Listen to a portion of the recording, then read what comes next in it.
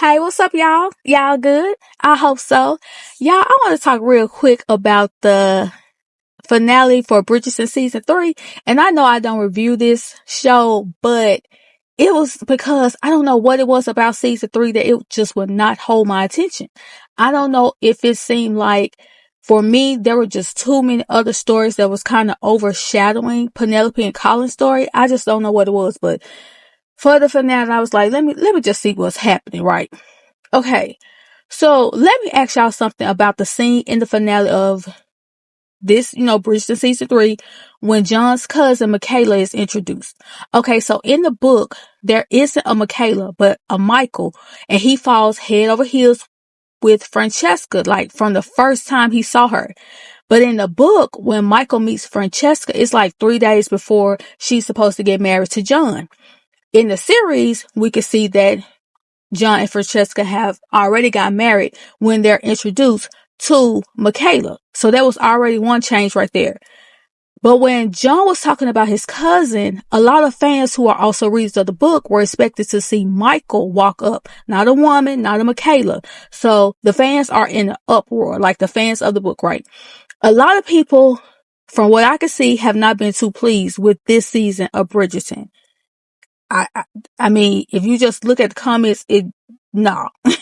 But now they are super mad because they don't understand why the showrunners would want to change Francesca's story in this way.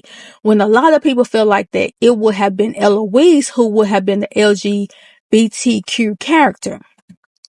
At first, I was trying to figure out if they were just testing the waters, to see what type of response they would get from the fans. If it went well, okay, y'all, we're going to move forward with it. But if it didn't, they still had the opportunity, even if it's in season 4, to introduce a Michael. And he can be introduced as Michaela's twin brother. You know what I'm saying? And the only reason I was thinking this was a test is because when John says, thankfully, my cousin has arrived to complete our travel party, and Michaela introduces herself, if you pay attention to what's been said in the background, you can hear somebody say, Michael. And that's what made me think, well, maybe introducing Michaela was testing the waters. But then I was like, I don't know, because John did say to complete our travel plans. But like I said, it's a story. They could change whatever they want. And the other thing for me was when Violet went to talk to Francesca before the wedding, she was telling her how she met her father. And she said, when I first met your father, I could barely speak my own name. I was so taken by him. I stumbled over words most familiar. And then Francesca cussed her off because she thought that she was about to, say something against her and John, getting married or whatever. But Violet went on to say that she thought that the way she was taken by her husband, that must have been what love was like for everyone. Surprising, forceful, and quick. Okay, so then we get to the wedding. They say their vows and then it's time to kiss the bride. When they kiss, Francesca made this odd look. So at first I was like, maybe she's just uncomfortable kissing in front of her family. But I had to rewind it and look at it again, and I didn't see any emotion. Like there were no fireworks, no passion, nothing. But when we get to the end of the episode, when Michaela is introduced, Francesca is mesmerized. And she did the exact same thing that her mom said she did when she met her husband.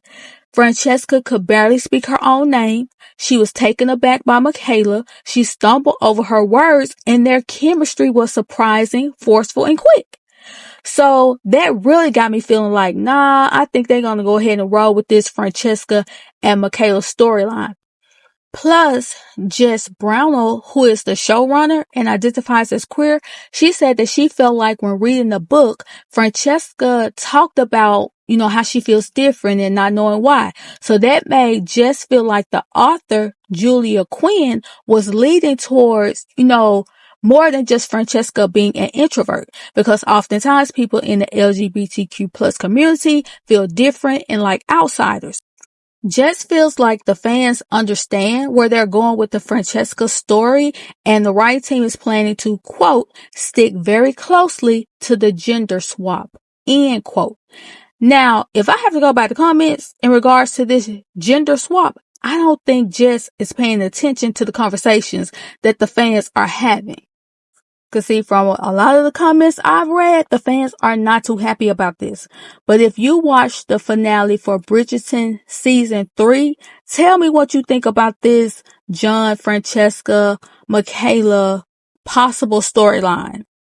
And tell me, like, do you think that they may introduce a Michael, or you think they're just going to go ahead with Francesca and Michaela? All right.